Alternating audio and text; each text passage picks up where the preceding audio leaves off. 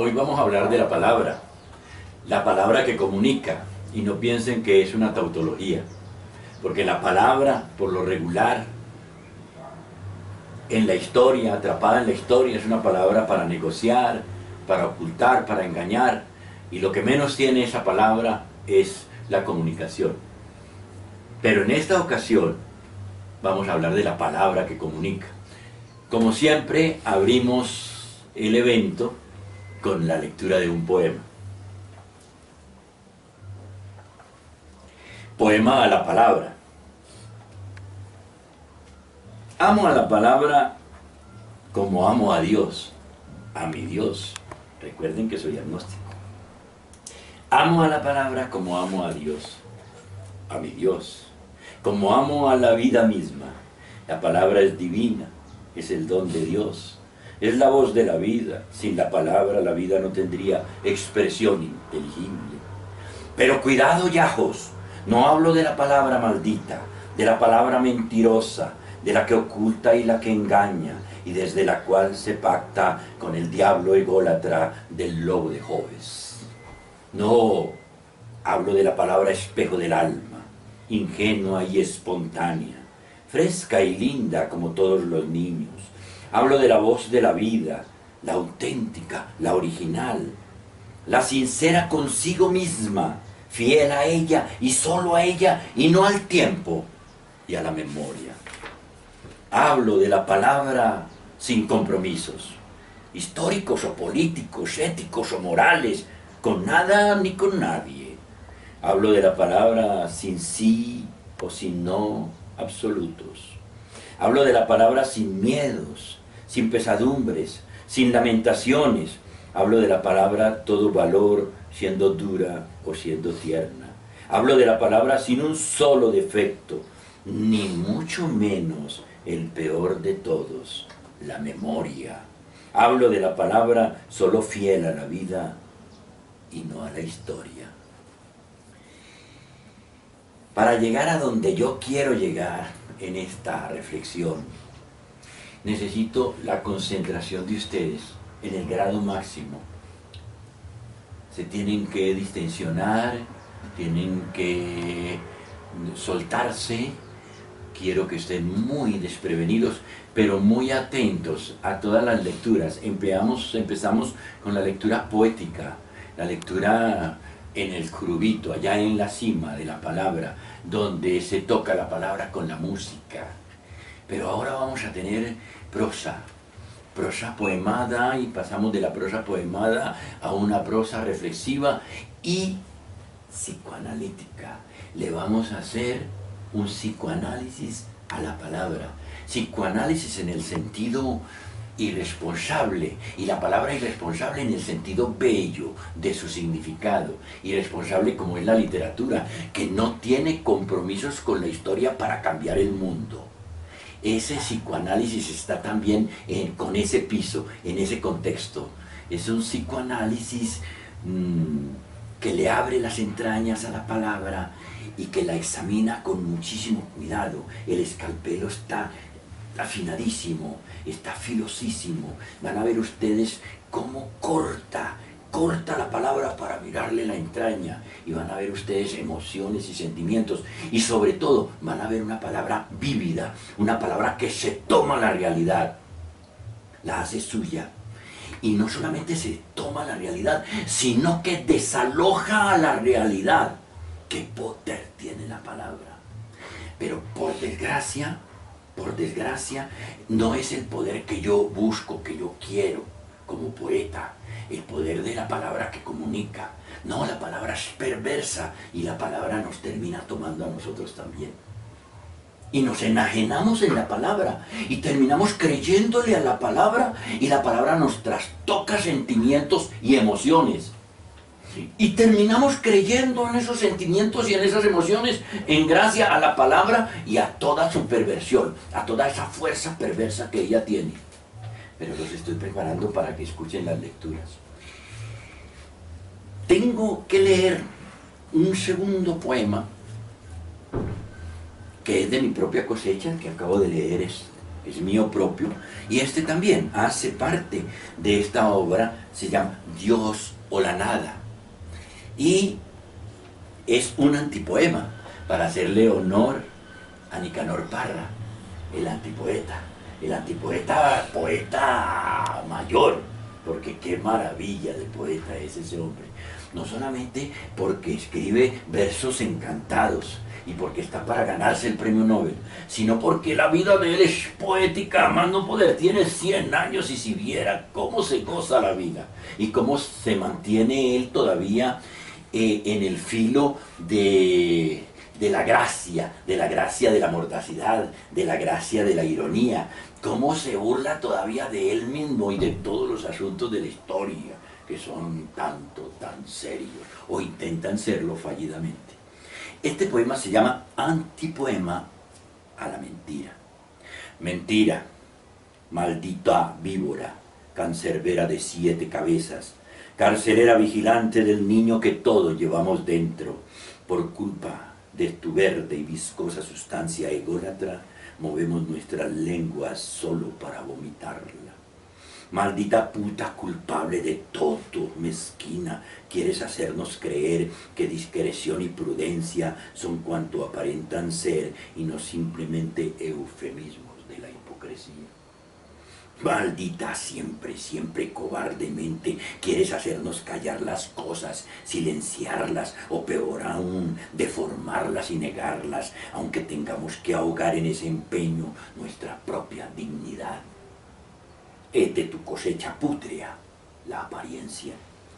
Se te oye decir en nuestra lengua que la mentira es siempre piadosa, misericordiosa y lo más conveniente, malditas y odiosas palabras de la apariencia y de la nada, del yajo de suite, que conducen al teatro en donde se representa la historia por una muchedumbre de monstruos de todos los pelajes, babelianos de lengua, hijos todos de Atila, ciegos y sordos para ver y oír al otro.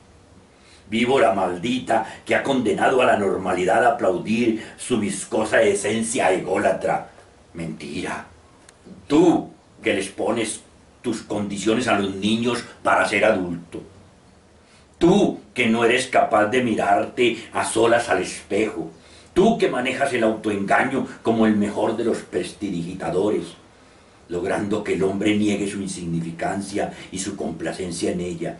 Tú eres, parafraseando a Sweet, la culpable de que el hombre sea la más perniciosa ralea de repugnantes sabandijas que la naturaleza haya jamás permitido se arrastre sobre la superficie de la tierra. Esa es la definición de hombre que da Jonathan Sweet. Y te la vuelvo a leer. La más perniciosa ralea de repugnantes sabandijas que la naturaleza haya jamás permitido se arrastre sobre la superficie de la tierra. Te cuento a ti, mi querido Sweet, yo por decir todo lo que pienso y lo que siento, los perdí a todos, a unos porque huyeron espantados, y a otros los menos, pero los más amados porque me los arrebató la historia. Así perdí a mis mujeres y perdí la representación histórica que creí ganar en la guerrilla. Así perdí títulos y prestigio, honores y dignidad, normalidad y jubilación, y hasta los sonidos de campanas, el agua bendita y la tierra bendita en mi sepulcro. Los históricos me marcaron la frente en tinta indeleble con la palabra loco. Y ni buscar los niños me permiten. Ay, mi querido Caro, busco a Alicia para contarle al oído los viajes de Gulliver. Dicen de mí amor por los niños estos moralistas con rabo de paja y utilizando su mejor arma, la mentira. Y claro, compungidos y aterrados. Dicen, cuidado, cuidado, un pederasta, confundiendo de mala fe mi pedofilia con la vulgar aberración que en ellos se practica en la penumbra. Pero nadie se atreve a decirme no. Todos con cara de desconcierto y no la confundan con el asombro, me escuchan pseudo-reflexivos y fanfarrones, payasean la mano en el mentón con la comprensión filosófica de todo mi discurso, pero no ven la hora de salir corriendo y acusarme ante las cortes de la historia. Al diablo, no me preocupa un pepino estos imbéciles, hijos de una mascarada de sangre y de dolor llamada historia. Y pensando en ustedes, mi caro Sweet, mi caro Nietzsche, mi caro Carol, y en otros que se me van de la memoria, me siento orgulloso, ufano, alegre, niño del pase de loco, licencia especial entregada por la historia y la mentira, salvoconducto con ribetes de oro en donde brilla la palabra manicomio, y en ese pase están sus efigies, Sweet, Nietzsche, Carol, y la de otros hombres, niños. Yo prefiero enloquecer, que se nuble todo en mi interior, que se pierda todo el sentido de mi vida, si el sentido ha de ser ese estúpido sentido de la historia, sentido lleno de mentiras, de representación, de seriedad almidonada, de racionalidad del poder, en cuyos falsos espejos de la verdad y del control y del orden se ve, pero en la superficie, en la cáscara, en la piel, de ese espejo de memorias y de cartón, los decretos leyes, suplantadores de complejidades y de sentidos, en los cuales se nos exhorta, mejor, se nos ordena la profundidad y la bondad, la solidaridad y la democracia, el ecologismo y el paternalismo, la risa y la amabilidad, la tolerancia, la monogamia, como si esas categorías de la vida las pudiera decretar la historia y se pudieran comprar en las tiendas donde se venden los trajes para ser normales, donde se venden las corbatas y también los condones, junto al catecismo para no ser incestuoso, donde se venden los votos universales por Mandela, junto a los crucifijos besados por el Papa. No, qué asco. Yo prefiero la desnudez de mi palabra y entrar de una vez en el manicomio. Ese es el poema de la mentira, porque los estoy preparando para que se encuentren con una reflexión psicoanalítica muy profunda sobre la palabra. Cómo nosotros nos hemos dejado atrapar por una palabra que no comunica, sino que engaña, negocia, esconde, deforma verdades, realidades, sentidos, por cuenta de nuestro propio psiquismo. Pero allá vamos a llegar. Sin embargo, yo le quedaría mal en el Olimpo de los dioses a Gómez Hattin si no lo leyera, porque lo mencioné tangencialmente la vez pasada y dije: Gómez Hattin, no te preocupes, hablaré de ti, y no solamente hablaré de ti, sino que hablarás tú por mi propia boca, porque voy a leer tus poemas, Gómez Hattin, allá donde quiera que estés, en la poética, en la estética, donde nos hacemos eternos. Ahí es el único lugar donde nos podemos hacer eternos, en la estética, en la poética, y desde ahí me vas a escuchar.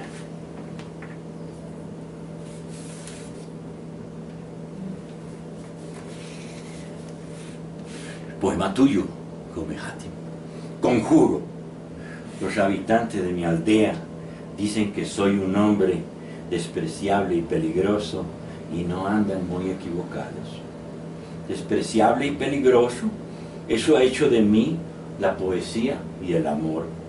Señores habitantes, tranquilos, que solo a mí suelo hacer daño. ¿Ah? Me hubiera gustado ser varón para poseerte, para darnos trompadas en señal de ternura y de fidelidad, para ponerme las botas de capataz, y cabalgarte desnudo, para amenazarte con un revólver. Pero yo, una mujer, una simple mujer, ¿qué puede hacer de memorable en la prosecución de su amor? Casi obsceno. Si quisieras oír lo que me digo en la almohada, el rubor de tu rostro sería la recompensa. Son palabras tan íntimas como mi propia carne que padece el dolor de tu implacable recuerdo. ¿Te cuento? ¿Sí? ¿No te vengarás un día? Me digo, besaría esa boca lentamente hasta volverla roja, y en tu sexo el milagro de una mano que baja en el momento más inesperado y como por azar lo toca con ese fervor que inspira lo sagrado. No soy malvado, trato de enamorarte, intento ser sincero con lo enfermo que estoy y entrar en el maleficio de tu cuerpo como un río que teme al mar, pero siempre muere en él. Los poetas, amor mío, son unos hombres horribles, unos monstruos de soledad. Evítalos siempre, comenzando por mí. Los poetas, amor mío, son para leerlos, mas no hagas caso a lo que hagan en sus vidas.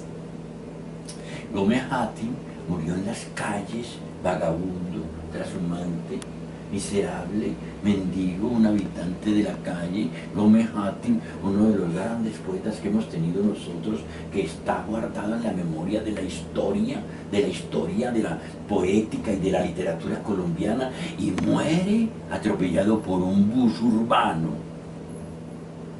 Y él era licencioso a morir, y era bisexual, y era orgiástico, y era sobre todo un gran amador homosexual, bellísimo.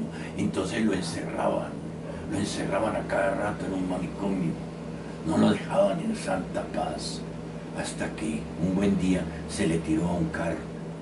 Pero esta poesía de él es una poesía bellísima, una poesía que no solamente se deja leer, sino que es profundamente reflexiva y tiene en el fondo la filosofía de la vida, la filosofía del amor, la filosofía de la estética, la única filosofía ontológica, la única filosofía del ser nuestro, si es que de alguna manera somos el ser del que hablaba Heidegger. Ese ser del que hablaba Heidegger no es sino estético y poético, porque de resto nosotros nos diluimos, adivinen en qué, en la nada. Ahí nos diluimos, en la nada. Eso somos. Yo acostumbro a decir, magnificando el asunto, no somos nada. Eso es poco decir. Somos una gran nada. Somos una gran nada. Una nada nos queda pequeñita. ¿Eh? Realmente el adjetivo deja de ser sustantiva. Gran se sustantiva, que es un superlativo. Gran nada. ¿Eh? Quiero que la cámara tome la arquitectura de este poema, el espacio arquitectónico de este poema, el que está a mi derecha. Mira a ver si se deja leer por la cámara. ¿Cómo lo está tomando, Víctor? ¿Bien? Ahora los muchachos que de Francia, acércaselo tú, muñeca. ¿Sabes el que voy a leer? Sí. El de tu derecha, Fred, acércaselo.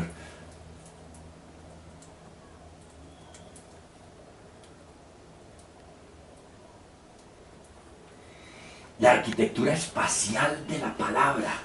Miren ustedes, volvemos a leer a Oliverio Girondo. Mira la arquitectura de este poema. Mira la arquitectura de este poema. Mira que, ¿sí lo ven? Este fue el que leí el otro día. Mira la arquitectura de este poema. Mira. Mira, muñeca, la arquitectura de este poema. ¿Lo ven? ¿Cómo hay que leerlo? Vamos a ver. Se llama Espantapájaros.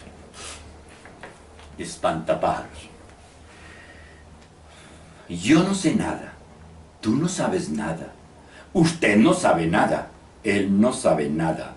Ellos no saben nada. Ellas no saben nada. Ustedes no saben nada. Nosotros no sabemos nada. La desorientación de mi generación tiene su explicación en la dirección de nuestra educación, cuya idealización de la acción era, sin discusión, una mistificación en la contradicción con nuestra propensión a la meditación, a la contemplación y a la masturbación gutural, la más guturalmente que se pueda. Creo que creo en lo que creo que no creo. Y creo que no creo en lo que creo que creo. Cantar de las ranas. Y subo las escaleras arriba y bajo las escaleras abajo. Allí está. Aquí no está. Allá está. Acá no está. Y subo las escaleras arriba y bajo las escaleras abajo. La palabra es poética. El sentido final, la quinta esencia de la palabra es poética. Ella se abre para cantar de cantares. Ella se deja relatar, pero cuando la palabra nosotros la sacamos de su contexto, de su cofre, donde ella habita feliz y dichosa, y la utilizamos de manera maldita y perversa, entonces ella se venga de nosotros mismos y nos juega unas tremendas malas pasadas. Nos hace añicos. Lo primero que hace la palabra es hacernos añicos. Empezamos a creerle a ella. Empezamos a creerle a la palabra y la palabra nos trueca realidades. Ahora viene el texto que dice eso, y yo les voy a pedir muchísima concentración, porque es un texto denso, no en el sentido de pesado y complicado, es complejo. Me costó dificultad construirlo. Lo pensé muchísimo con el lapicero en mis manos, con la mano en el mentón, cuando reflexionaba sobre ese texto que escribí, y finalmente, si tú recuerdas, Beatriz, se lo entregué a William Ospina. Y William Ospina hizo lo que hace todo el mundo. No lo leyó. No lo leyó. Pero ahora yo se los voy a leer a ustedes, les va a entrar por los oídos a ustedes y los va a dejar muy reflexivos. Y van a ver ustedes el sueño barroco que van a tener estas noches por culpa de ese texto. Primero,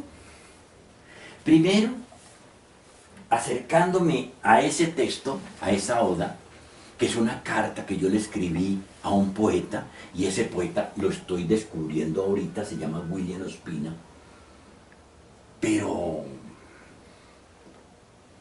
la carta rompe las manos de William Ospina y se va para otras manos, y se va para otros ojos, y se va a ir ahorita para otros oídos, y afortunadamente así será, porque William Ospina no tuvo tiempo, oigan la perversión de la palabra, no tuvo tiempo de leerlo. No tuvo tiempo de leerlo significa, si yo le hago un corte al no tuvo tiempo de leerlo y meto la cabeza y veo en el fondo, no quise leerlo. No quiso leerlo. Pero él no me dijo, no quiero leerlo, sino que lo recibió. Y si yo le pregunto, 15 años después, William, querido William, ¿por qué no lo leíste? Mira, no he tenido tiempo, he estado en tantos películas, he viajado a tantos congresos, he estado en tantas ferias del libro, he escrito tantísimo que no he tenido tiempo para leer tu carta. Hombre, mi querido William, la palabra Me estoy acercando al texto fundamental, el texto que yo quiero que ustedes escuchen con muchísima atención y que se lo lleven muy adentro para la reflexión acerca de la palabra, porque de esa manera van a poder, a partir de hoy, ojalá, en gracia al poder de la palabra, comunicarse con los otros y comunicarse de verdad con los otros. La palabra, el instrumento más importante de nuestra caja de herramientas para construir memoria histórica, dinámica y ascendente, es, para nuestra desgracia, un arma de 1000 filos, dañina, perjudicial para vivir la vida al desnudo, cotidiana, llena del sentido que queramos darle desde el sexo y el reconocimiento, el protagonismo y la construcción de realidad. La palabra no comunica, engaña. La palabra no cuenta la verdad, la enmascara desde centros de poder. La palabra no dice lo que siente, vela y tapa emociones y pasiones. La palabra, con la magia de la invención y de la construcción de realidad, que tiene la fuerza psicológica suficiente para influir en el cerebro en donde habita, prefiere las mentiras de la historia, sus condicionamientos y enroscarse como una víbora para mantener el timón en un norte trascendental de misiones divinas, sistemas equívocos y religiones antropomórficas, guerreristas, centralistas, tiranas y agresivas. La historia es un pandemonium de religiones, todas con tendencia al fundamentalismo, al fanatismo y a la hipocresía. Y subiendo de escala se encuentran las religiones teosóficas, las esotéricas, las que, tratando de hilar delgadito, se pierden en los vericuetos de una retórica febril. Y nosotros, que somos dados a jugar con los sofismas sutiles, recreamos metafísica y ponemos esa religión a bailar en la cabeza loca de nuestra imaginería. ¡Ay! La palabra no debería ser sino poética, inventora de mundos, inofensiva, ajena al mundo real, cantar de cantares, imaginativa, pero dulce y bella, y con un solo sentido, el de la belleza, el de la estética. Mientras más bella, más verdadera, y sin memoria, sin tiempo, sin principios, sin argumentos, solo sentimiento, solo emoción. Fuera de la poética, la palabra debería tener una condición sine qua non: originarse en la autenticidad del ser. Y ella debería ser primero sometida al escrutinio de la epistemología, para saber qué tan invasora de cerebro y qué tanto peso cultural tiene para hacer añicos el interior del sujeto en el que quiere parlotear. Y como esto que acabo de escribir es un imposible, debemos esperar a que la historia se haga añicos y el hombre renazca de las cenizas y se anime a empezar a hablar una lengua nueva, y en ella una palabra que no sea más que un medio y no un fin en sí misma. Nos continuamos acercando al texto. Yo estoy creando una cierta tensión para que el texto que yo voy a leer, y lo voy a leer con mucho cuidado, voy a tratar de darle la entonación que se necesita, porque es el centro de esta reflexión.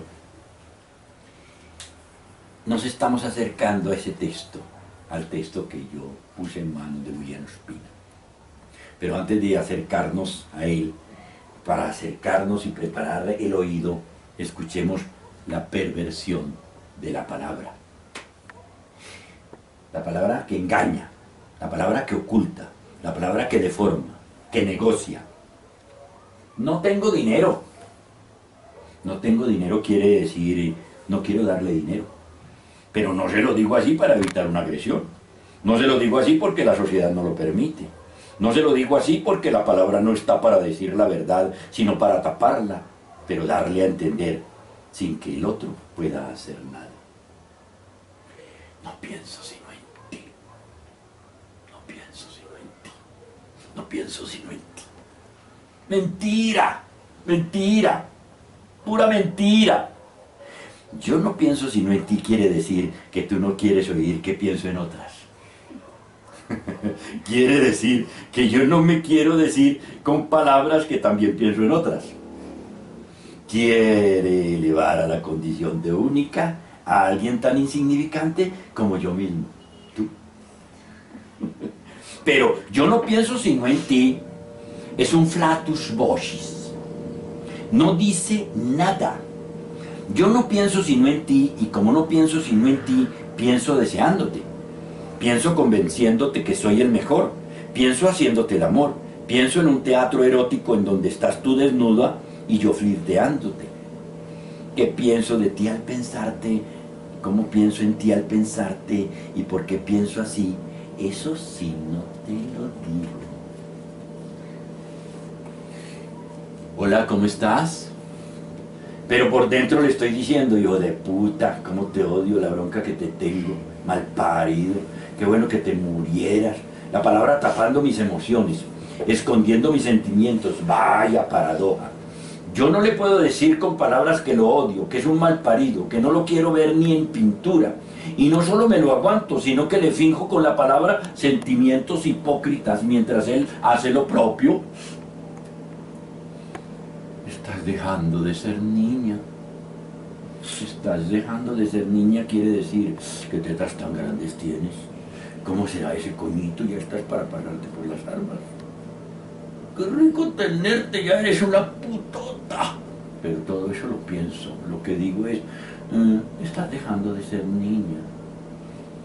Mira cómo se me ve provocativo el culo con estos pantalones elásticos y ceñidos, dice ella. Mira cómo se me ve de provocativo el culo con estos pantalones elásticos y ceñidos. Imposible. No hay mujer alguna que diga algo así. ¿O te ha dicho alguna mujer eso? La palabra no está para eso. No es posible, la sociedad lo impide. La psiquis del individuo no lo permite.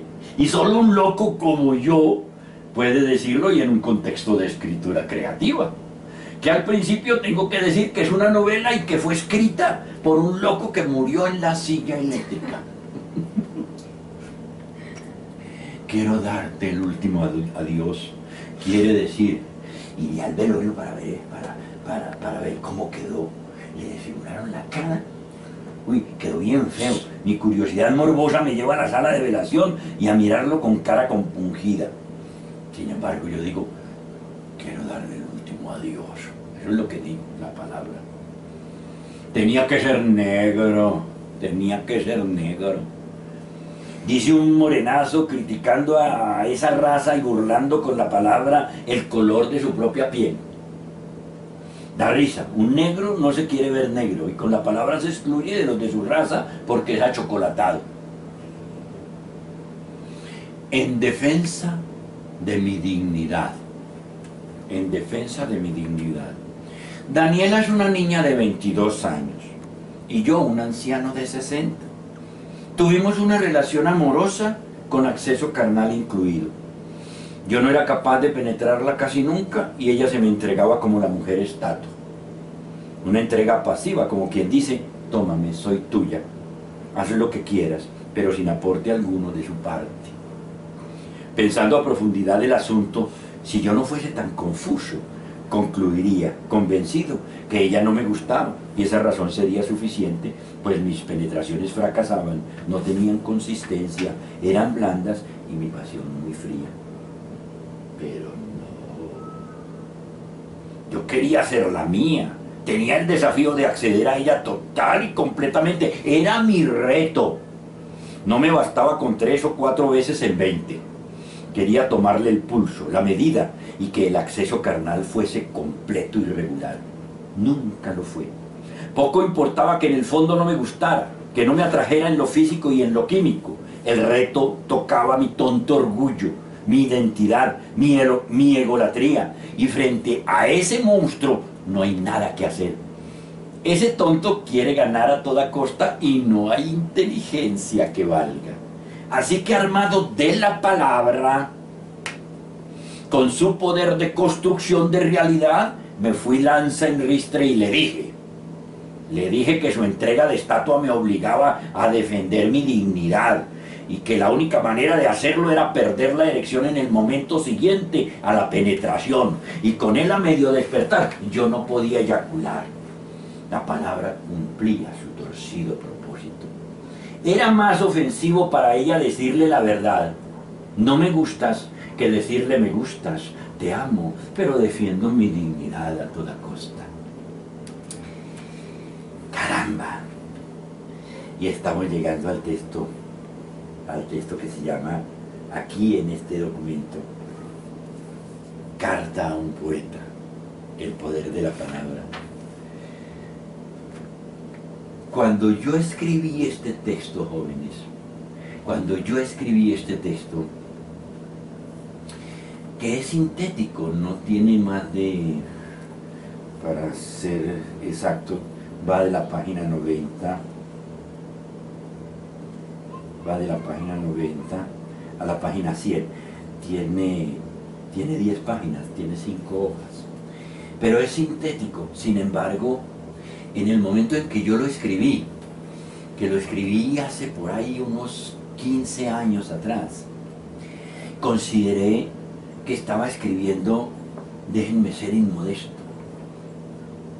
una obra maestra de psicoanálisis, que le estaba haciendo la vivisección a la palabra, que la estaba cortando viva, sin anestesia, y le estaba mirando sus entrañas, y quería comunicarle al mundo eso. Me pareció que el mejor mensajero era William Ospina, que nunca lo leyó. Ahora lo van a escuchar ustedes, y con sus oídos lo van a ganar en el interior para poder hacerle una reflexión. Yo les solicito encarecidamente, sé que sobra por la calidad de personas que hay aquí, pero déjenme ser explícito, desprevénganse, suéltense y sean todo oídos, por favor. Carta a un poeta, el poder de la palabra. Carta soñada, enviada sin dirección, escrita desde el otro, rota, reconstruida, pero absolutamente cierta, total y absolutamente cierta. La palabra, tanto la hablada como la escrita, es fascinante, es mágica, y lo mejor de todo, es constructora de verdades sin consultar con nada ni con nadie.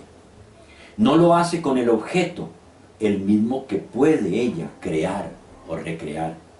No lo hace con la historia, la que le importa un divino rábano, y no le hace caso a la memoria, la que le interesa un bledo. La palabra creadora vive a partir del deseo del sujeto. Su ánima, diría un discípulo de Jung, su aliento, su vitalidad, está en las profundidades existenciales del ser. La intensidad de los sentimientos, la verdad de las emociones, dependen, las más de las veces, de la palabra creadora. El mundo de las palabras, a veces, muchas veces, se le superpone al mundo real exterior y lo trastoca, lo cambia con una fuerza y con una vitalidad tales que termina por aplastarlo en su totalidad y por suplantarlo. Sin embargo, por no conquistar la libertad, el hombre ha vivido bajo el imperio feroz de esa palabra que no domina. Vaya, si fuera libre, las maravillas que lograría ese hombre en su interior con esa misma palabra.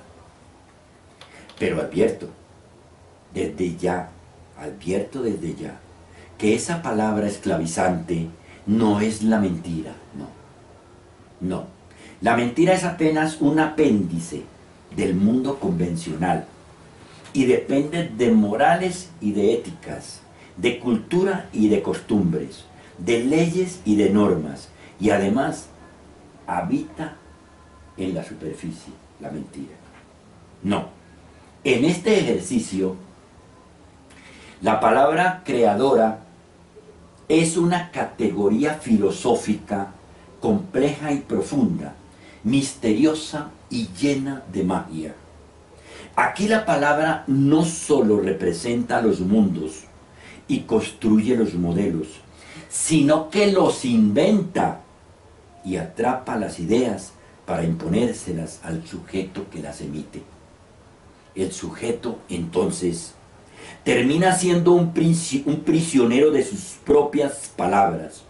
Su mundo de credulidades está hecho a imagen y semejanza de sus palabras con las que construye su mundo.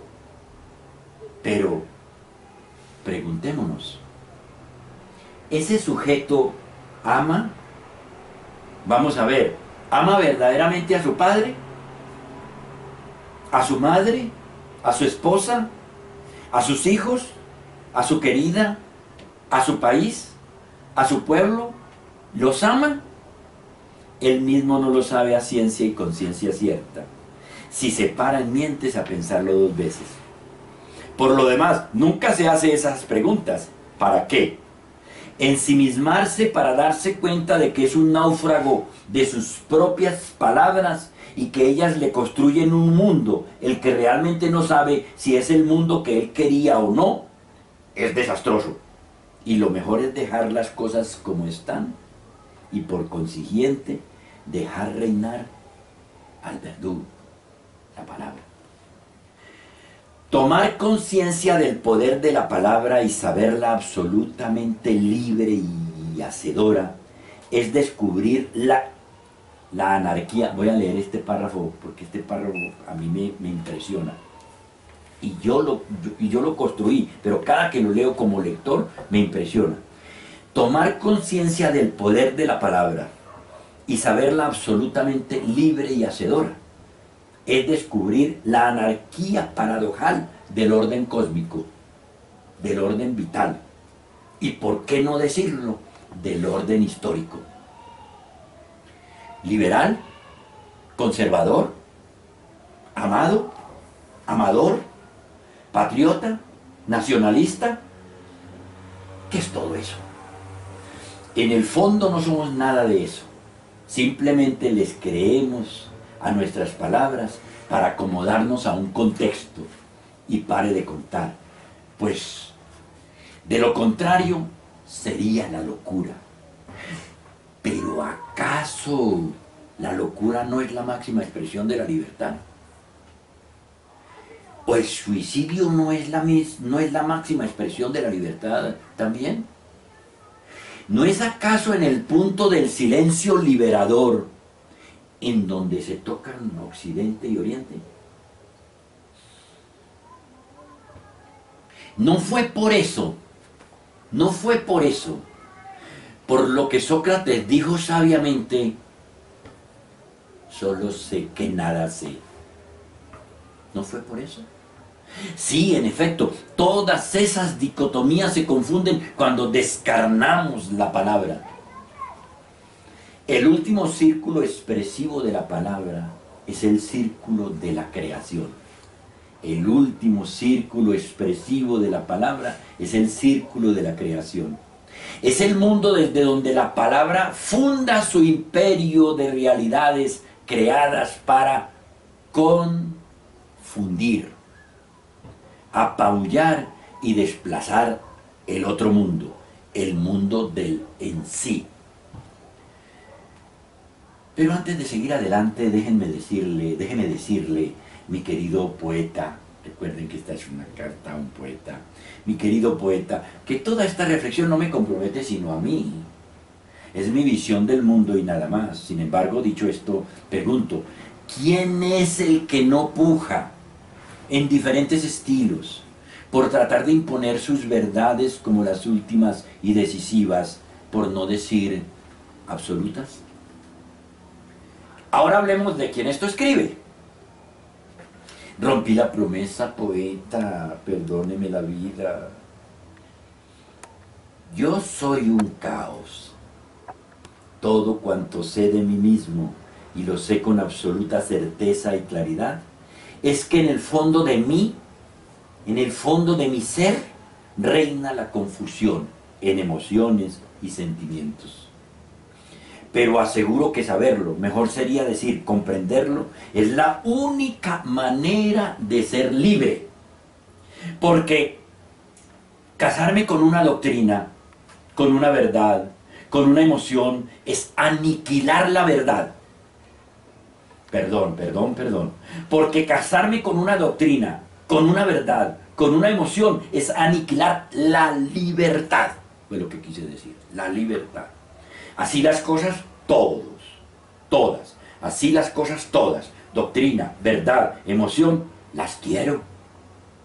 Todas, doctrina, verdad, emoción, las puedo. Querer es poder.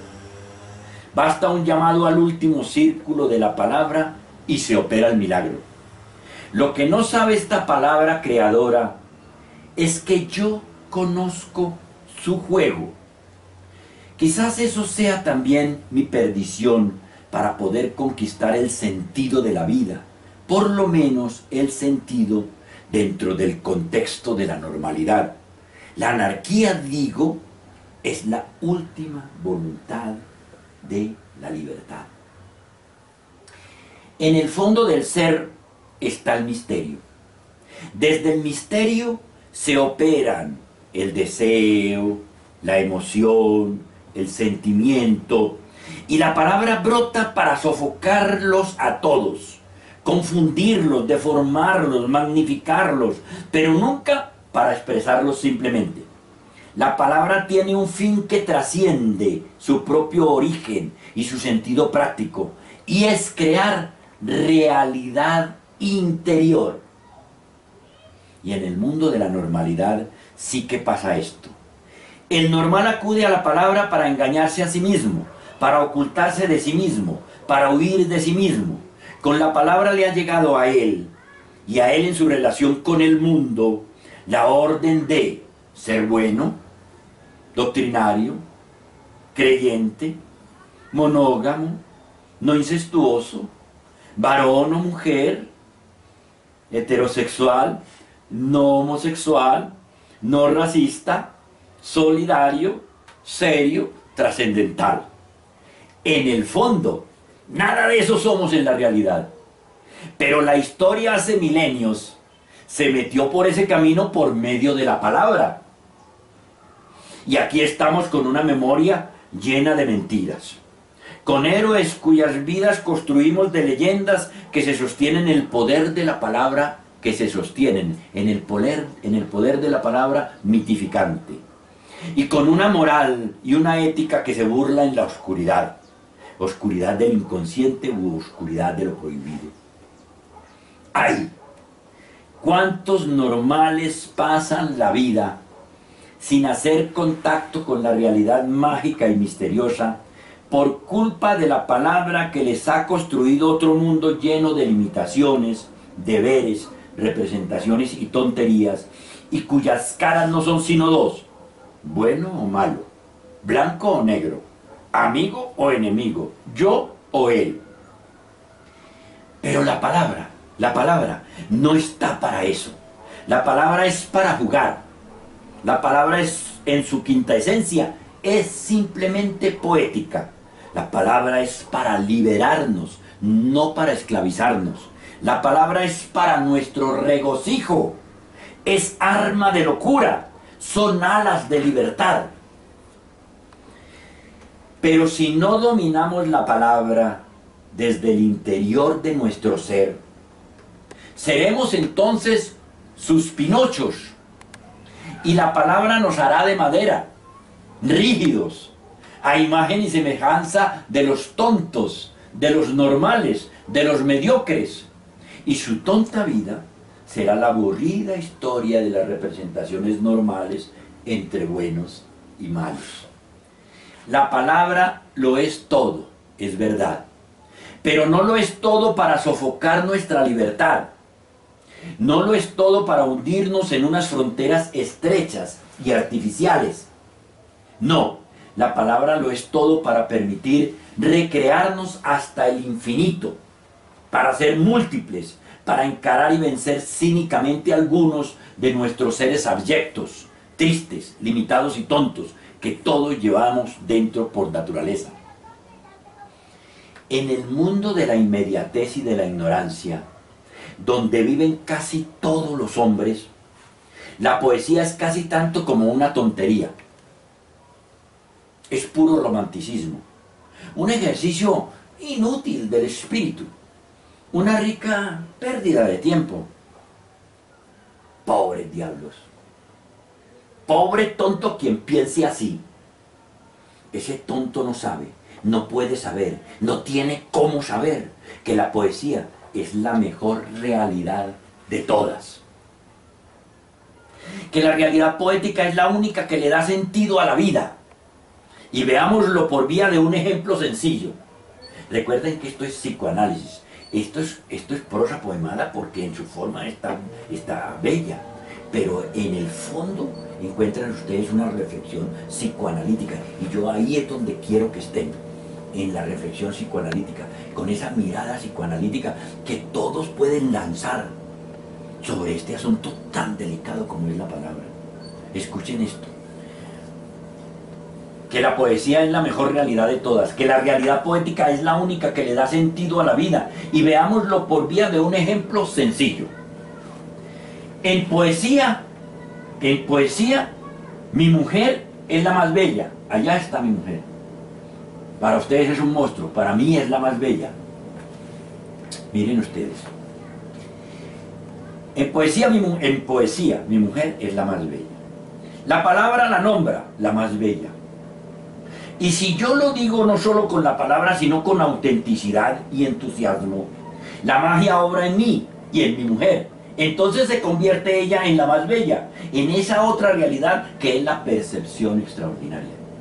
Y ahora efectuado el milagro de la palabra, ¿eso no es la más bella en todas las realidades del ser? Sí, absolutamente sí, para mí como sujeto.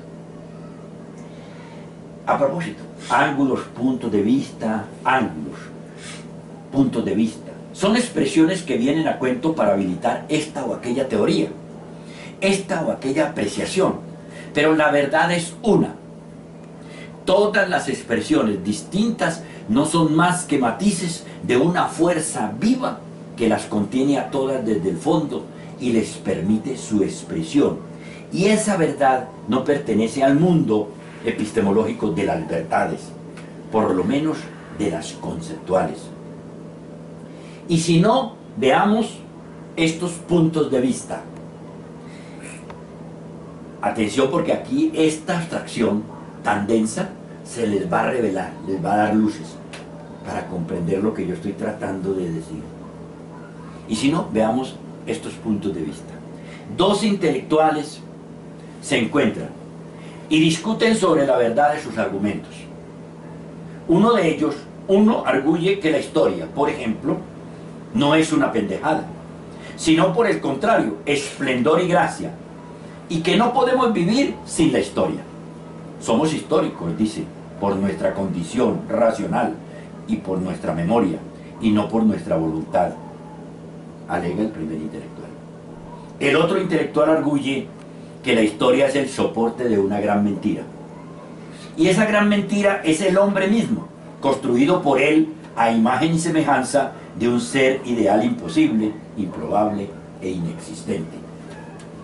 Ese hombre ilusorio, esa sociedad ilusoria, llena de hombres ilusorios, parieron una historia soberanamente estúpida y falsa que puja por demostrarse a sí misma como verdadera y que excluye siempre al hombre de carne y hueso a cambio de los hombres de bronce en las plazas, de papel en los impresos, de imagen y sonido en la multimedia. Esputa así el segundo intelectual. El primer intelectual, quien piensa la historia como una necesidad adherida a nuestra piel, como una realidad en sí, y que está hablando de esta historia y no de las historias en abstracto, tiene razón, porque él como sujeto de la historia se ha realizado y su protagonismo lo complace en su fuero interno. Es decir, él, encuentra la historia necesaria porque él de algún modo ha sido necesario para ella. Su triunfo como ser en situación lo lleva al convencimiento pleno de la necesidad de la historia. El otro intelectual ha fracasado de cabo a rabo en su empeño por protagonizar la historia. Por lo tanto, desde su fuero interno está convencido de que la vida es más que la historia. Que la historia es una construcción del ser en situación. Que si no mintiéramos, si no representáramos el teatro de un hombre ilusorio en la realidad, nuestra verdadera dimensión, la insignificancia, nos convencería de la inutilidad de la historia tejida de memorias fabuladas y de mentiras. Finalmente, esta confrontación intelectual la dirime fácilmente la palabra. ¿De qué manera? En la palabra está la clave. En la palabra elaborada por un sujeto libre. Dicho de otro modo, en la libertad del sujeto y en el poder constructor de la palabra. Las fuerzas interiores que se mueven dentro del sujeto y que no están prisioneras de ninguno de los múltiples sujetos que lo habitan a él, sino que por el contrario actúan sobre cada uno de ellos, llevan a ese ser a decidirse a armar una verdad u otra. La mentira, tal y como la entendemos, no cabe en este ámbito, pues todas son verdades que dependen de las circunstancias, ora subjetivas como el deseo, ora externas como la representación. Todas las verdades, pues, son relativas y situacionales. Y el hombre concreto es la medida de ellas. No es lo mismo globalización en boca de Obama que en boca de Santos. No es lo mismo comunismo en boca de Juntao que en boca de Gorbachev o de Obama. El contexto y la autenticidad, si no de ellos, por lo menos del papel que ellos representan, respalda a cada uno en su palabra y el significado de ella depende de la situación de cada uno. Ahora bien, las fuerzas misteriosas que mueven las palabras no son racionales. Ahora bien, las fuerzas misteriosas que mueven las palabras no son racionales. Son del mundo del sentimiento, de los sentimientos, de las pasiones, de las emociones, de los afectos, de la autoestima, de la autopercepción. Hacerle un seguimiento inteligente a una palabra clave es el mejor ejercicio mental para darnos cuenta de que lo dicho es así. Veamos. Tomemos la palabra amor. La palabra amor. Amor que no enamoramiento. Ahora, démosela a un hombre del común, lleno de prejuicios e invadido por la ignorancia. Es un hombre tímido. No es un Don Juan. Quiere casarse para dejar de masturbarse y de ir a los prostíbulos y, lo peor, dejar de desear a su hermana. En el vecindario hay una jovencita con quien ha tenido fantasías sexuales. Voluntariamente y por sus prejuicios, ella es negrita. Él no habría optado por ella. Pero esa niña, en su situación, es la que más a mano tiene para casarse. Todo esto él lo sabe, entre comillas, todo esto él lo sabe de manera difusa y sin palabras. Necesita amarla. Ella le sonríe. Él la corteja. Por la noche empieza ingenuamente a decirse a sí mismo que la ama. Ya lo dijo, y lo dijo en su interior. El eco resonó en todo su ser. La palabra es abrasadora, la ama. La palabra ama, con todas sus connotaciones, construye el resto. Las emociones, las ganas y el deseo. Claro que el deseo sin amor estaba allí. El deseo sin amor estaba allí. Él es tímido, ya lo dijimos. Ella no es fea, más bien provocativa. Fácil creer que la desea porque la ama. Y ya, la palabra le ha construido el amor. Sin embargo, el amor por la hermana, recuerden que al principio dije que le gustaba a la hermana. Sin embargo, el amor por la hermana, ese no. La palabra también actúa para hacerle creer lo contrario. Él no ama a la hermana aunque la ame. La palabra le dice, no, tú no amas a tu hermana, ni la deseas. Si este hombre fuera verdaderamente libre, podría amar a esa mujer por vía de la palabra, y eso tendría un bello sentido. Y también amar a la hermana por vía del sentimiento edípico, sofocable solo por el prejuicio. Y ser feliz en medio de las dificultades y de su ambigüedad con las dos. Pero así no ocurre. La palabra no lo deja.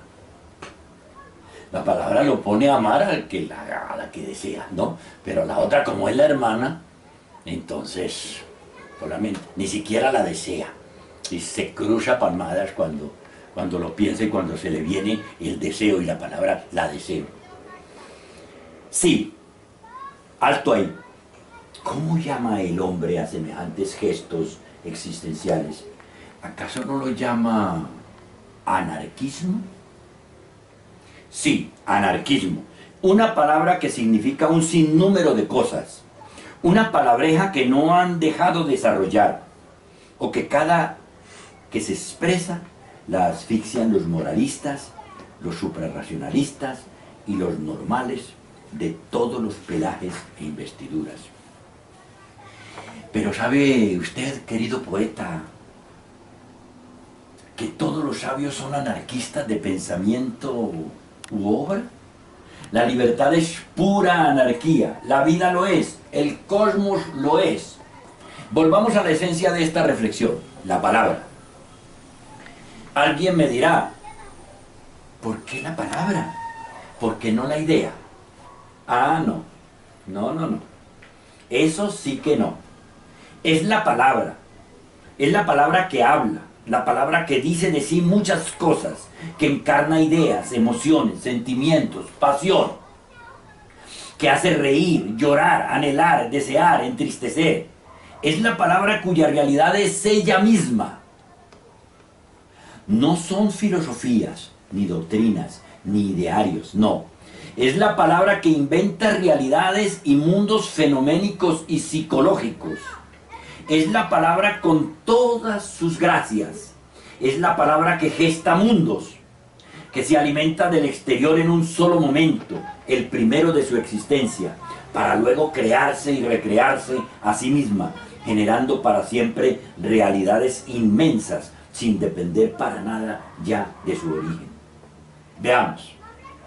Las palabras amor, odio, partido, querer, desear, comunicar, mentir, verdad, sentir, y las frases. Yo quiero a mis hijos, me hacen mucha falta. Amé a mis padres, me duele la muerte de mi padre, no siento rabia, no siento envidia, amo a Colombia. Son palabras y frases escogidas al azar, frases cortas y sentenciosas. Y pensar que todas dependen de fuerzas interiores y de circunstancias para generar verdad en los sujetos que han de pronunciarlas. No son verdaderas, están dispuestas a ser verdaderas y a hacerse sentir como tales en el interior de los sujetos dependiendo de las circunstancias. Pero sueltas en sí mismas, sin contexto, son tan libres de ser verdaderas como sus contrarias. Pero más vale amar a Colombia si soy colombiano. Y decirlo en palabras para creérmelo. Más me vale no desear a mi hermana y decírmelo en palabras para creérmelo y así no jugar al incesto si soy normal. En el extraño y complejo mundo de las palabras constructoras de realidades y de sentimientos, el sujeto es anonadado por un sinnúmero de sujetos que lo habitan y su estado de confusión no le permite siquiera darse cuenta de las construcciones de realidad subjetivas que se operan en su interior sin el consentimiento de su voluntad. Construcciones que luego le generan un perfil, una personalidad, un carácter unos principios rectores. Pobre diablo, no logra jugar con las palabras.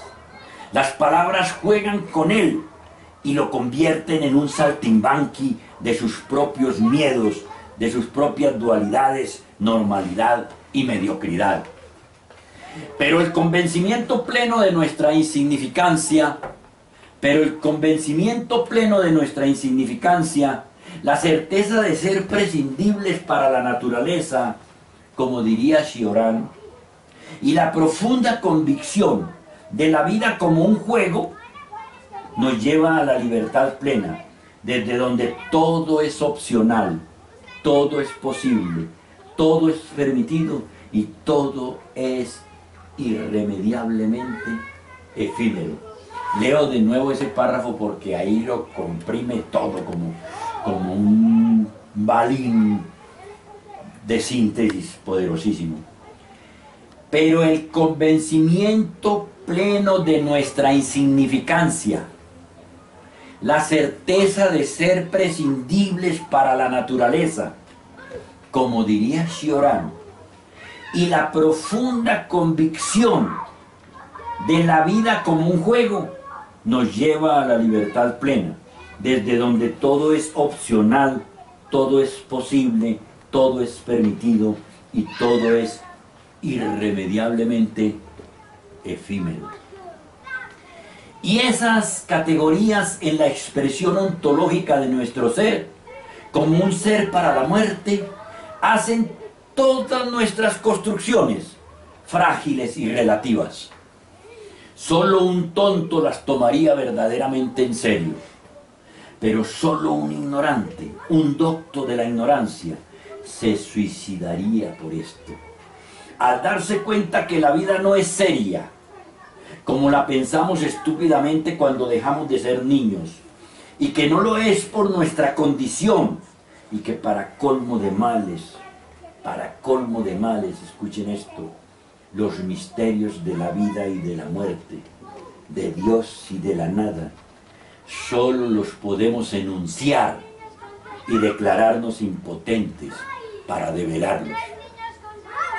Después de dicho todo esto, he de pronunciar las últimas verdades del sabio.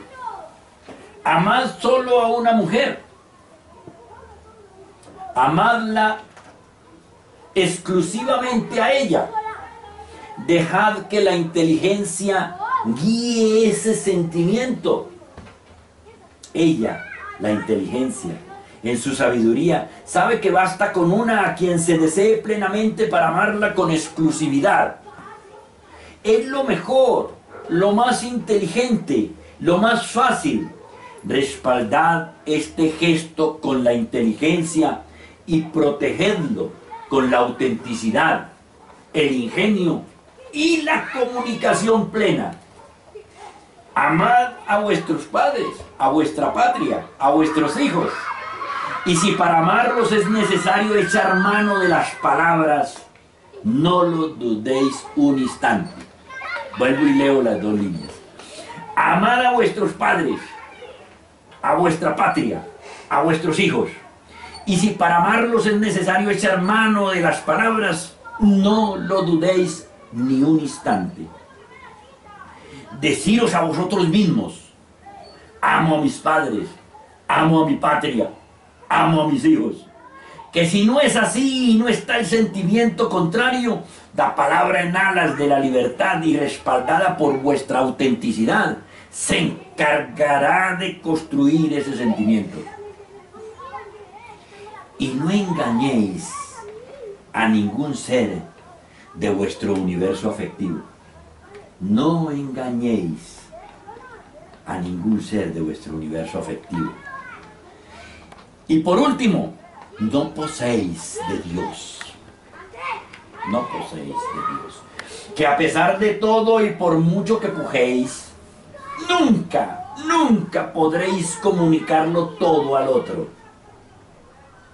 Y siempre, siempre ocultaréis y deformaréis alguna verdad íntima, aún a contrapelo de vuestra voluntad, de vuestra transparencia y de vuestra autenticidad. Imaginad entonces ¿cómo será para quienes no son ni transparentes ni auténticos? Esa es nuestra fatalidad. Ese es el pecado original de nuestra especie, que no lo podemos comunicar todo. Seamos auténticos entonces desde el fondo de nuestro silencio mayor, aquel que le hacemos al otro sin remedio, porque si lo rompiéramos y lo comunicáramos, seríamos Dios. Aquí termina este texto. Este texto es complejo, es denso, es hondo.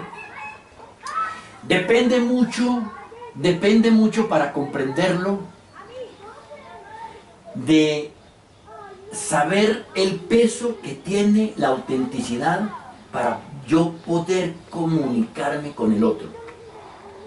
Si tú eres auténtico, Daniel, tú logras comunicarte con esta niña. Logras comunicar tus sentimientos. Si ella es auténtica y en esa interlocución válida de los dos se comunican, los riesgos son mínimos para la mentira. La mentira es una maldición, pero la mentira la supera la palabra con todo su poder histórico, con toda su memoria, con todo el juego que viene haciendo en una historia cuyo diseño es pernicioso, es perverso. Comunicar con la palabra sentimientos, emociones, pasión es muy, pero muy difícil. No solamente por cuenta del sujeto y de la personalidad, sino de la historia, del diseño de la historia, de cómo estamos diseñados y cómo estamos definidos como seres en situación histórica. Es que la historia nos invita a manejar una palabra no para comunicarnos, sino para negociar con ella. No para comunicarnos y transparentarnos, sino para deformar las realidades interiores. Ella en el fondo, la palabra en el fondo sabe todo el poder que ella tiene. Tiene tanto poder que nos construye mundos y nos trastoca el mundo en sí, nos lo trastoca y nos lo cambia. Y nosotros terminamos creyendo en ese mundo a partir de la palabra, que la palabra quiso construirnos a nosotros. Por eso hay que dudar muchísimo de muchos de los creyentes que son víctimas de la palabra Dios. Por ejemplo, comuníquese con Dios, pero no en esa comunicación que cree tener con un Dios que es realmente una gran carcajada dando la espalda al pobre tonto de la palabra misma. Cuando dice, este está creyendo en el Dios que es una sola palabra, una palabra que me le metí ahí adentro para convencerlo de un Dios de palabra. La palabra, si nosotros, y lo dice el texto, si nosotros conquistamos la libertad, la palabra nos sirve a nosotros muchísimo para morigerarnos, para temperarnos, para alivianarnos. La palabra no puede ser un peso catastrófico para nuestra personalidad, pero lo es. Desgraciadamente lo es. La palabra no comunica. Miren las palabras espontáneas de los niños, cómo se las vencemos de rápido, cómo se las castigamos de rápido a los niños, cómo se las cortamos a ellos y cómo lo invitamos a que construya y a que se meta entre pecho y espalda unas palabras que luego harán añicos la misma estructura de personalidad del niño. Preguntas desde allá, desde la lejana Francia. ¿Pero me oye? Sí, te estamos oyendo y perfectamente, con mucha fuerza. Y yo siento que esa reflexión, que es muy, muy compleja, pues en su fondo, ¿cierto? Pero estando en Francia y conociendo otras culturas europeas, yo siento que el desarrollo de estos países hace que uno se acerque más a ese sentido verdadero de la palabra, porque la gente se engaña menos. Y yo pienso que para nosotros eso fue un cambio fuerte, aprender a comunicarse con los franceses, porque a ver, no sé, Pero igual, yo siento que nosotros estábamos más preparados para enfrentarnos a eso gracias a todo lo que usted nos contaba y a todas las reflexiones. Entonces fue menos difícil aprender a jugar con la palabra acá y no engañarnos, intentar engañar a los otros. Qué bien, excelente, qué bien, sí, sí, excelente. ¿Qué dices tú, Sandra? ¿Qué tienes para decir? Cuenta a ver. No sé, la verdad. Pues yo conocía el texto y de hecho Claro. pues el libro que me parece muy bello. Lo más complejo pues me parece es como la forma como vamos pues formando a los niños, educándolos para la mentira, como usted decía, ¿cierto? Y uno ve muchas expresiones pues ya desde niños muy chiquitos, ¿sí?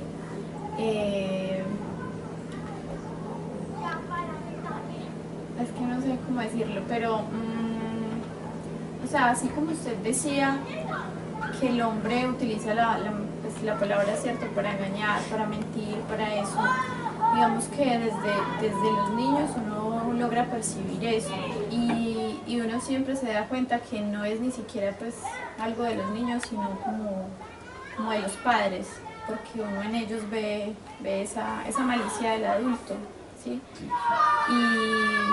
Y lo ideal sería poder ver todo lo contrario, o sea, una espontaneidad que es propia de los niños y que si se educara más, pues podría ser, no sé, más natural. Mira, así es. Mira, Natalia y Johan y todos ustedes, jovencitos y jovencitas, voy a hacer un ejercicio práctico de la palabra que comunica. En el ejercicio práctico está el peso filosófico y psicoanalítico de esa palabra, para que ustedes tengan un ejemplo vívido de lo que es comunicar emociones, comunicar sentimientos. Hace unos meses atrás yo le dije a Beatriz: tú no me atraes a mí, ni yo te atraigo. Pero hay tantos hilos que nos atan, hay tantas lianas que nos han ido atando y entretejiendo, haciendo una relación de la cual tú y yo ya no somos capaces de zafarnos, que tenemos inteligentemente que resolver el problema de no sentirnos atraídos el uno por el otro. Lo primero que yo le dije fue algo que no se estila, algo que nadie hace: tú no me atraes. Le dije yo a Beatriz. Y Beatriz me dijo: y tú tampoco. Estás muy barrigón y muy feo. Tú no me atraes. Ya me atraen, son otros hombres. Bueno, está muy bien. Pero si tú te vas con otros hombres, tienes otros líos. Y la idea es que le caminemos a la inteligencia, y con la inteligencia lanza en ristre, pues mantengamos vivo el sexo, la sexogenitalidad, la posibilidad de amarnos. Yo no soy un puto. No visito prostíbulos. No visito prostíbulos. No pago a mujeres para el servicio de la sexualidad. Te tengo a ti y tengo mi deseo galopante y vivo, porque yo estoy vivo y vibro y el sexo lo tengo activo y entonces en lugar de masturbarme quiero hacer el sexo contigo. ¿Cómo hacemos? Una conversación de comunicación plena, tremenda, dificilísima. ¿Ah? ¿Cómo así que yo no te gusto? ¿Cómo se oficia en otros escenarios? No puede ser, me voy. Y sucede una cantidad de super tonterías por cuenta de los vicios de la cultura y de la historia, y de que la gente no es capaz con la inteligencia de comunicar sentimientos y de comunicar emociones y de comunicar verdades íntimas y seguir ahí el uno frente al otro intercomunicándose, en una relación de interlocución válida el uno y el otro, diciéndose semejantes verdades. Y yo te aseguro que yo, si no hago el amor y estoy cargado, tengo potencia, toda la potencia de la virilidad del macho está concentrada en mí, y me pongo a ver películas pornográficas y Nacho Vidal me excita con semejante vergota, y la chicholina también, y yo viendo esas mujeres y ese derrier y esos pechos y esas cópulas, y yo me voy excitando, y entonces me voy como un animal, como una bestia en celo, la más cargada de celo posible, y te cabalgo a ti y ten la plena seguridad de que la eyaculación es volcánica, porque la he tenido o no, muñeca. Sí. Las hemos tenido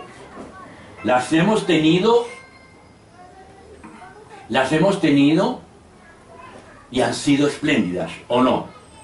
Con una verbalización absolutamente libre, totalmente libre, en donde yo juego con otros escenarios, con otros pechos, con otras hembras, y las cosas parecen salidas de madre, pero no son sino deliciosas y juguetonas, y le hacen la venia a la esencia de la comunicación y a la definición sustantiva de la vida.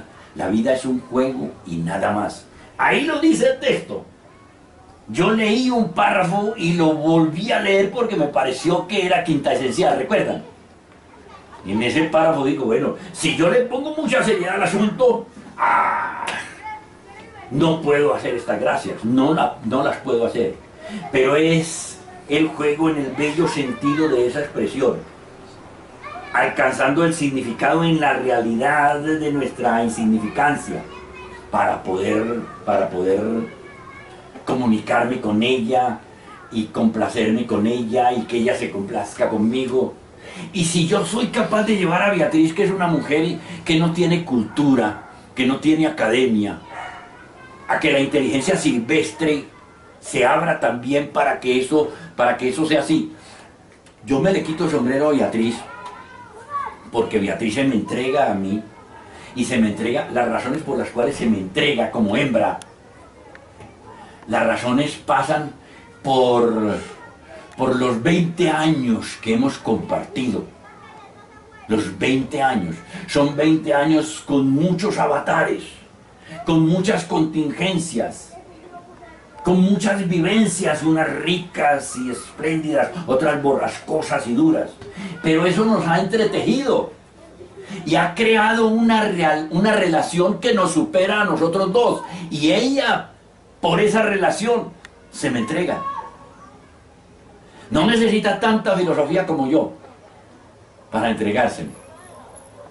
Y se complace, me complazco, confieso en comunicación plena que me complazco más yo que tú, ¿sí o no, muñeca? Me complazco más yo.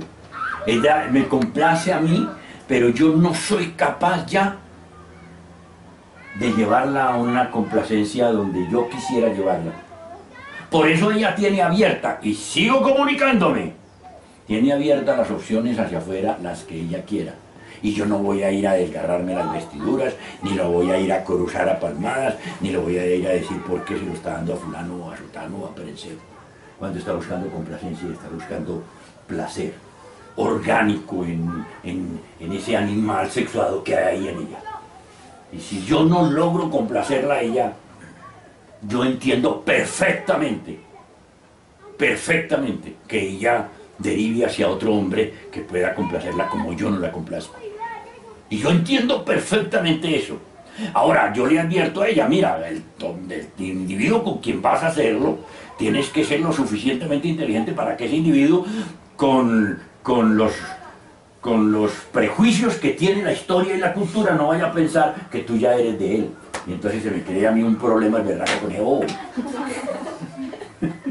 Pero cómetelo por todas las partes que quieras, tranquila, y vuelve a mí. ¿O no, Beatriz? Así es. Pero saben, mire, este es el ejercicio. ¿Son ustedes capaces de hacerlo? De hacerlo ahora, por ejemplo, salen y se toman una cerveza ustedes dos.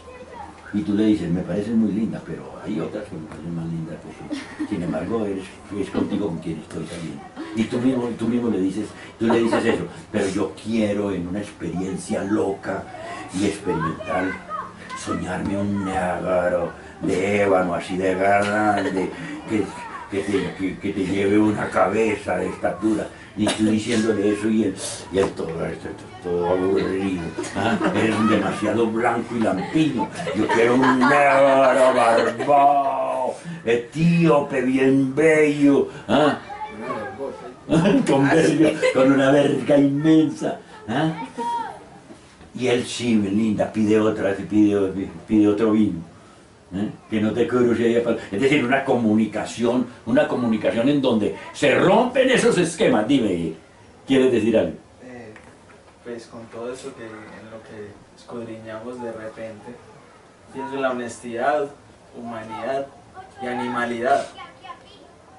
Sin lo uno no perdura lo otro, tan salvajes como razonables, ¿cierto?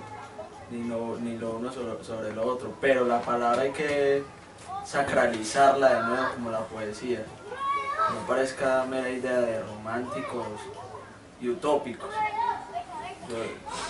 Sería mejor llamarlo como la defensa de la utopía, que la palabra sea honesta y que sea lo más humano y la palabra salvaje. Comunicativa, mira, pareciera una tautología, pero tal y como está construida la historia, no es una tautología, porque es que la palabra por lo regular no comunica. No ven el lenguaje melifluo, el lenguaje dulzón, el lenguaje rosado que se tienen en los medios de comunicación. ¡Ay, qué pesar! Vamos a hacer una teletón para no sé qué. Nadie siente nada de esas cosas, pero está la palabra a la orden del día para decir un poco, no de pendejadas. Hay que escuchar a esos presentadores y a esos comentaristas cómo manejan la palabra para hacer creer que son los más buenos y los más santos. Yo siempre que espero cuando el término de un noticiero de esos, yo miro hacia arriba a ver en qué momento se van a elevar ellos, se van a ir volando todos esos periodistas, todos esos comentaristas y todos esos políticos que dicen que son supremamente buenos y van a hacer lo mejor de lo mejor por el país. Lo de que decía Natalia y Johan acerca de los países que ya por fuerza de las instituciones se le imponen al sujeto para que deje de decir tantas mentiras, porque definitivamente las mentiras y la palabra que no comunica y que engaña y que manosea y que deforma y que degrada, esa entrega un pandemonium de realidad, que es el que vivimos nosotros en Colombia. Esto es aterrador como vivimos nosotros la violencia. No nos damos cuenta que parte de esa violencia, del origen de esa violencia, del motor de esa violencia, es la palabra que no comunica, la palabra que engaña, la palabra que miente, la palabra que está construida para que nos construya a nosotros un mundo y tengamos siempre que jugarnosle a la representación y al papel. Porque el que somos de verdad, ni al espejo lo podemos ver. Ni al espejo lo podemos ver, entonces es muy triste. Ahí dice, y la poética de la poesía, la poética de la literatura. La literatura, yo lo digo abiertamente, la literatura, ella no tiene ningún compromiso histórico de cambiar nada. La palabra literaria, sea poética o sea ensayística, es una palabra total y absolutamente irresponsable, en el sentido de que no asume responsabilidades como las asume la ciencia. Ella es juguetona y traviesa. Ella sí que entiende que la vida es un juego y nada más. Pero tiene un respaldo, la honestidad. Yo prefiero la palabra autenticidad a la palabra honestidad. Porque nosotros no somos capaces de comunicarlo todo, absolutamente todo. Yo no he sido capaz de mire, Beatriz sabe, yo puedo decir que Beatriz sabe el 95% de lo que yo soy, de lo que yo he sido y de lo que voy a hacer. De con quién he estado y con quién no. Pero hay un 5% que me reservo para mí, que no soy capaz de entregárselo. Porque si no sería Dios. Es imposible. Pero si eso, como le digo yo, si eso lo hago yo, que he sido el hombre más comunicativo que ustedes se puedan imaginar. El hombre más comunicativo que ustedes se puedan imaginar soy yo. Yo no solamente me comunico con la palabra, yo me comunico con mi corporeidad. Las puertas de mi dormitorio conyugal siempre han estado abiertas para que mis hijos me van haciendo el amor con mi mujer, con la madre de ellos. Nunca he pensado que eso merezca una cortina, una puerta cerrada con 7 llaves. Siempre he pensado que la comunicación en el universo afectivo debe ser una comunicación total y plena. Milena, mi hija de 14 años, yo se lo digo absolutamente todo ella. Mire, Beatriz sabe el 95% de todo mi interior, de toda mi vida, el 95%. Milena sabe el 100%. Porque se lo merece, porque es una niña. Para mí los niños me merecen todos, absolutamente todos mis respetos. Ella por la opacidad y porque, bueno, aquí entro a justificar y eso es una maldición, la justificación es una maldición y la filosofía debe desterrar a la justificación, porque la filosofía razona, reflexiona, pero no justifica nada. Que justifique la ciencia, pero la filosofía no.